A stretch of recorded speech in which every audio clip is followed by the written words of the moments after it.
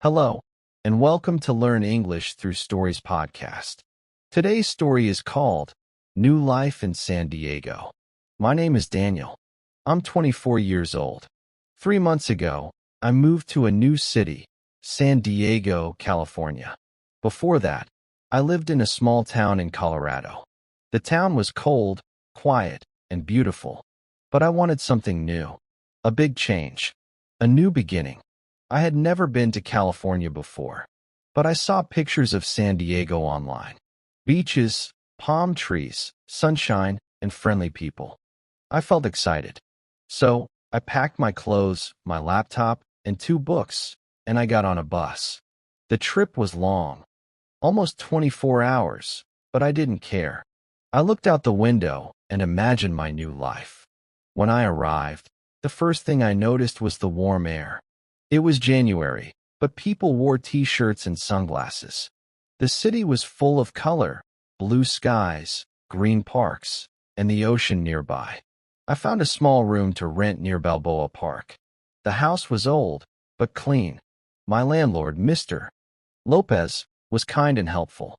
He gave me a map of the city and said, "Welcome to San Diego, Daniel." The next morning, I woke up early. Birds were singing outside. The sunlight came into my room. I made coffee and sat near the window. I was in a new city with new streets, new people, and a new life. I decided to explore. First, I walked to the park. Children were playing. A man was walking his dog. A woman was painting flowers on a small canvas. I felt like a tourist. Everything was new. I smiled at people and said good morning. Some smiled back. Some didn't. But I felt okay. I was learning how to start again. In the afternoon, I went to a local cafe. The name was Sunny Bean. It was small, with yellow walls and jazz music. I ordered a black coffee and sat at a table near the window. Next to me, 2 students were studying.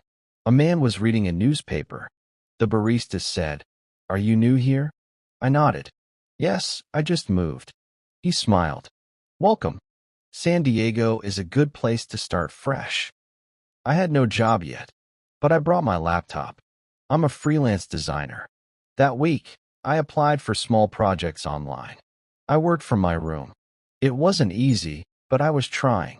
I also started a small routine. Morning walks, afternoon work, evening reading. Sometimes I went to the beach and watched the sunset. One day, I met a girl named Camila. She was from Mexico and worked at a bookstore. I was looking for a book in Spanish. She helped me find it. We talked for a while. She spoke slowly, and I understood most of it. Over the next few weeks, we became friends. She showed me her favorite taco place. I showed her my design work. We talked about books, music, and family. She told me that she also moved to San Diego a year ago. "It takes time," she said. "But one day it feels like home." I also joined a small English meetup group. Every Friday evening, people met at the library. Some were students. Some were older. We talked, played games, and helped each other. There was a man from Vietnam, a woman from Ukraine, and a teenager from Brazil. Everyone was learning, like me. And for the first time, I didn't feel alone. Soon, I got my first local client. A bakery needed a new logo and menu. I met the owner, Mrs. Torres. She spoke with energy and love for her shop. I worked hard. She loved the result. After that, she told her friends. More work came. Bit by bit, I started to feel stable. One Saturday, Camila and I went to La Jolla Cove. The water was blue. The waves were soft. We sat on the rocks and watched sea lions sleep in the sun. I told her, "This feels like a dream." She smiled. "It's real now. This is your life." And she was right. I still miss home sometimes. I miss the mountains, the snow, and my old friends. But I've built something new. A small room. A good friend. Work I enjoy. A city that feels big, but warm. Now, every morning, I wake up and say, "This is my home. I live in San Diego." And I feel proud.